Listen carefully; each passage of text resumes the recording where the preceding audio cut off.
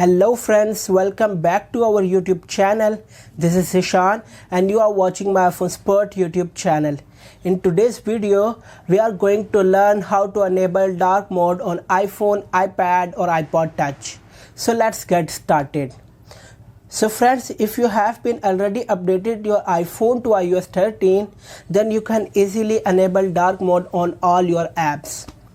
To turn on dark mode in iOS 13, go to Setting app. In Setting window, swipe down to see Display and Brightness option.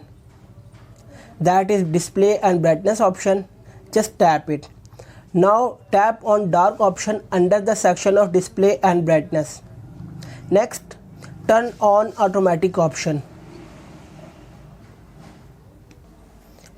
Solution 2. Manage dark mode through Control Center. Firstly, open the Control Center on your iOS device and then long press on the brightness indicator. Next, enable the dark mode option from the toggle button below. So friends, that's all you have to do if you want to use dark mode all the time. Thanks for watching and please subscribe to our channel for more latest videos.